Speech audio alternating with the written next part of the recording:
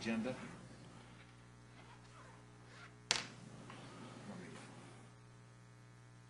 There you go. I see somebody looking and as if they couldn't hear me, but now they can. The item number 2 is public comment on matters not on the agenda.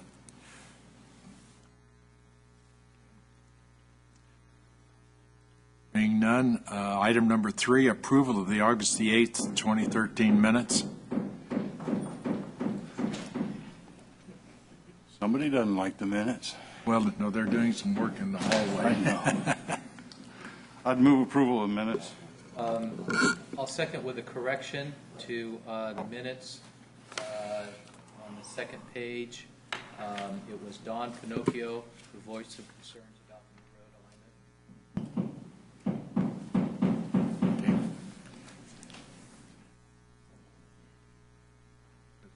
Don Pinocchio, the one that's there is dead.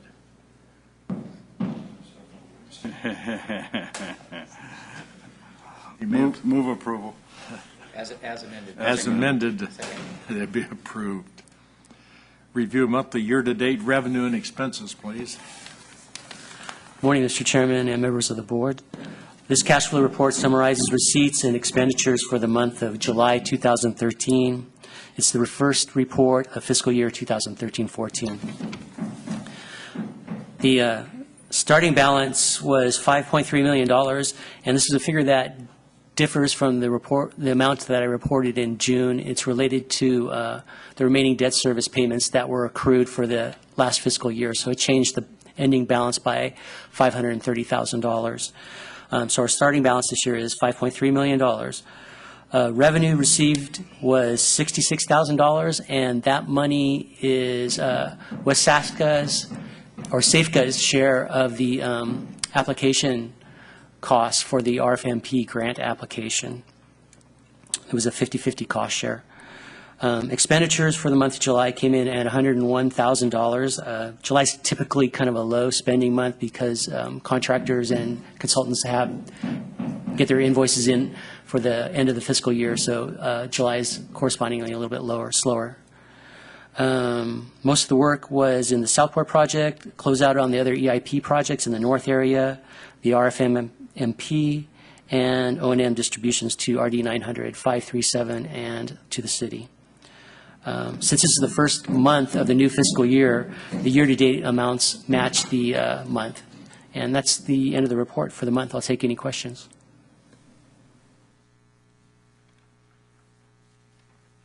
No questions.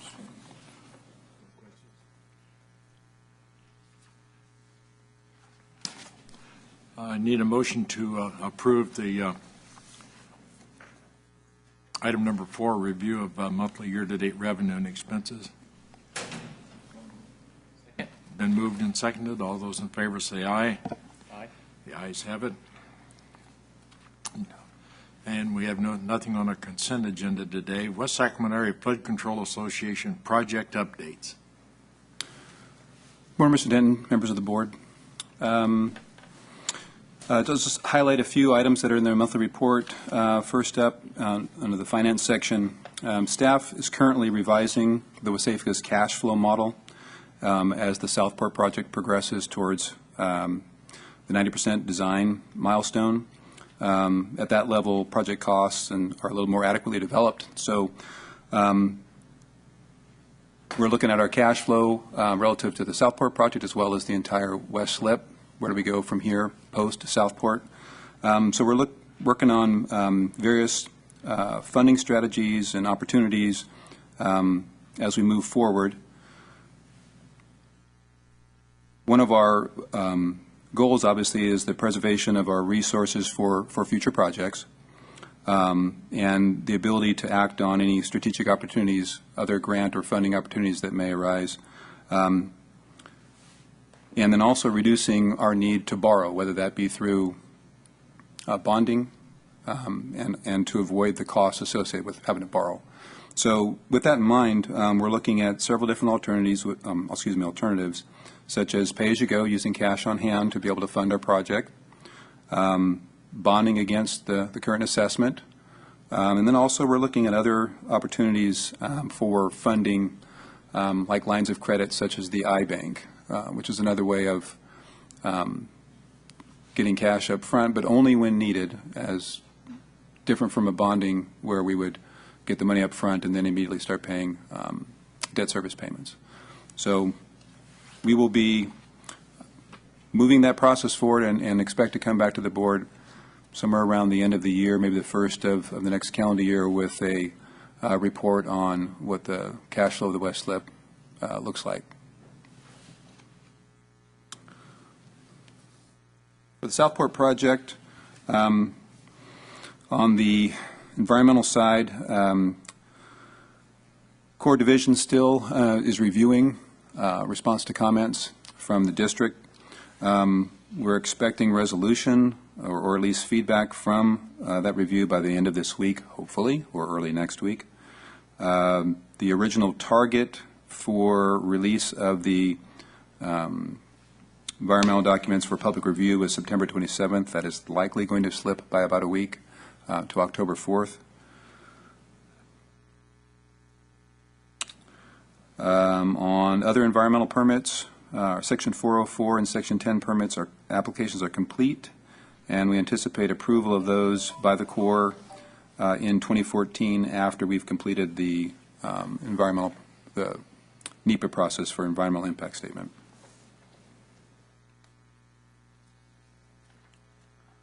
On the real estate side for the Southport project, notices of decision to appraise will be sent out this month for property owners that will be affected by the interim Village Parkway. Staff is working with BRI and Mark Thomas and company to initiate the appraisal process. We're expecting appraisal maps shortly that can be used for staking purposes and for BRI to start the appraisal process. Have we done Section B yet? Have we gone to those folks? In Reach B for relative to Village Parkway or for just the levy relative alignment? to the levy itself? No, we have not. Not in terms of property appraisals, no. So when do we do that? I mean, there's a number of people there that know that something's going to happen to their properties. And when do we go through all that? I mean, these people they're sort of up in the air. I mean, I know some property owners that purchase property at a different location, ready to move their home and do the things that or construct another one. But they haven't had any contact. When do we contact these people? When do we move this project along? Paul, if you want to.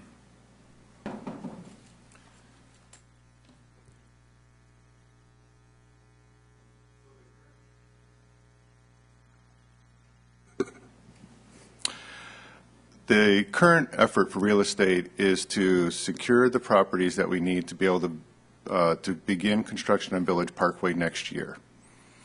So that's what's rolling out first. So those Segment B property owners are following right soon thereafter.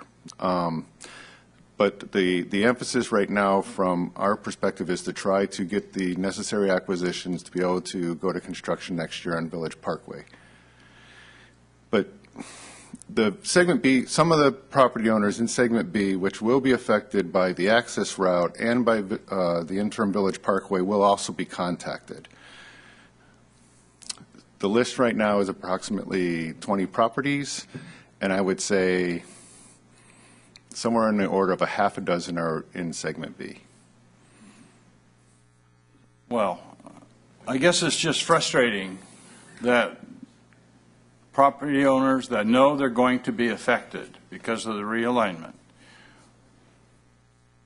they would like to at least have some initial conversation as far as the appraisal process and as far as, what's the guesstimate? I mean, nothing's really final, but what's the guesstimate as far as what amount of money they're going to receive so that they can make some decisions. I mean, it just seems like we're hanging them out. Well, it's not the intention to hang them out, and I understand that they may be feeling that way. even as we move forward with an appraisal process, we're not going to be able to make a solid written offer until we have a environmental document that's been approved by your Okay, board. okay. So, I mean, we are moving in that direction, Mr. Christoph. I can try to define better certainty and reach out to the property owners to that effect. But again, I'm not going to be able to make a written offer until at No, I least understand. February. Okay.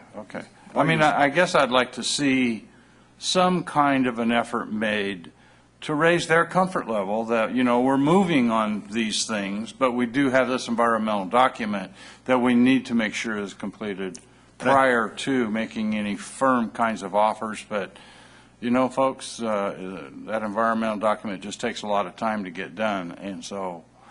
And I think generally, we can make a different effort. So I can tell you that from my perspective, the property owners who are going to be affected by the interim village parkway and access to their property, I think that they are generally in the know about when we're activating the appraisal process. If you're talking about some of the other ones who look like the levee is going to be damaging their properties fairly significantly, we haven't had any recent contact with them, but certainly we can reach out to them. Okay. One of the main things here is, do we have a Yes. positive drawing on the River Parkway Road as to where it's going to go, and at this time, are they going to appraise that road, the property that road's going to be taking up?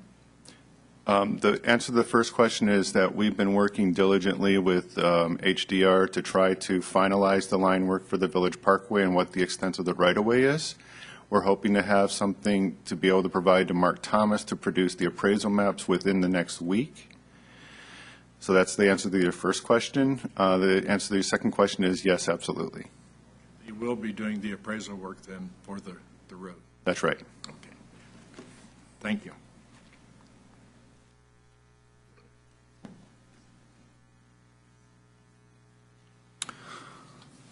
On the public outreach side of things, we're preparing for some outreach, significant outreach effort for Flood Preparedness Week, which is the first week of November 4.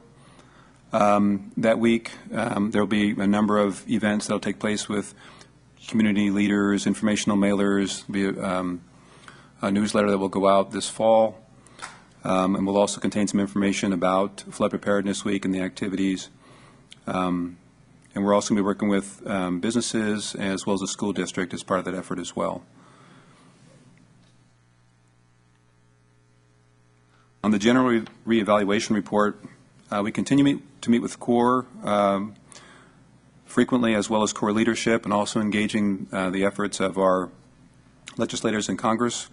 Woman Matsui's office, we are still on schedule for a draft chief report, January of 2014, and the final report at the end of calendar year 2014. Could I get you to back up one little bit here? Sure. Under the public outreach program, I want to be sure that everybody understands this, but any documents, letters, et cetera, that goes out from Crocker and Crocker, a copy of those should be sent to each member of the board as well as to the alternate members without fail. Got it. Okay. Because we get questions on certain things that are sent out, or communication that is sent out, without really knowing what the communication was. Okay? Yep, we'll make sure that happens. There's been some updates on the Sac Bank project that's been on hold now for the last year and a half or so. Some of the flood staff attended a meeting with the Corps, Department of Water Resources, and the contractors to discuss solutions and how we get that project completed and South River Road opened up. The contractor has proposed a solution, which is one of the solutions requested by the Corps, of building a new cutoff wall at the waterside toe of the new levee in the first about quarter, northernmost quarter of the project footprint, and that's to mitigate for underseepage and the deficiencies that they had found in the originally installed cutoff wall. The contractor is confident they can get that done this year. If the Corps is able to meet and concur with the design solution and process submittals in a timely manner, excuse me, the Corps sometimes has a hard time moving relatively quickly on these types of things. We certainly want to see that project completed as quickly as possible and that road reopened. So we're going to be engaging with the Corps and others to help motivate them to meet the contractor's schedule and get that project completed. And that means South River Road would extend from the port all the way to where it ends now? Or would it go only to that cross street, that Linden? Yeah. They have to replace the portion of their project that of South River Road from the northernmost section that would go on the new setback levee and then rejoin the existing South River Road south, where it joins back with the current levee. That's Okay, okay. But it's not going to stop at Linden? no. Okay.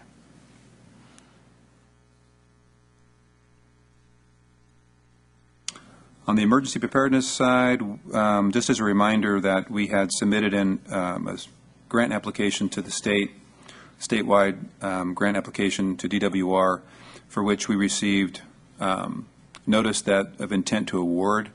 About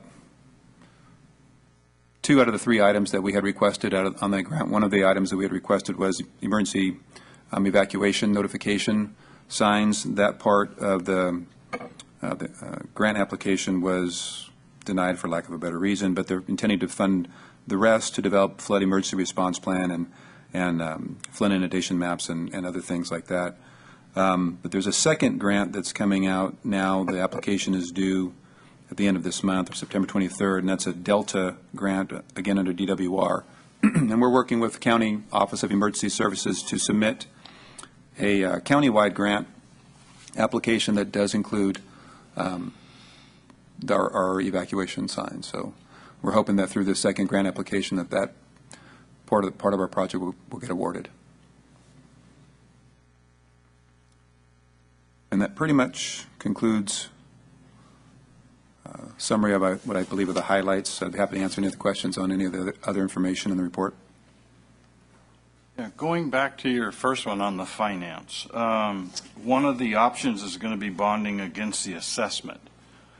Does that in turn lead to an extension of time, an extension of payments for how many years, or what are you looking at?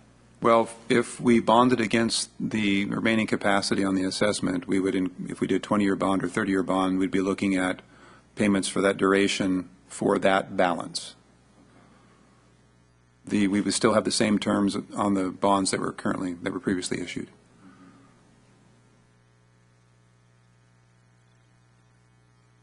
Okay.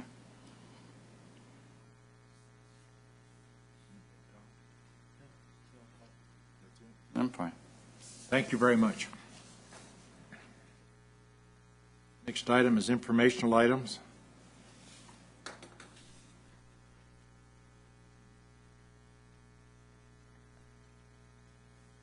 Nothing from my perspective. Do we have any informational items? I do not. Item number 7 is adjourned, so we're adjourned.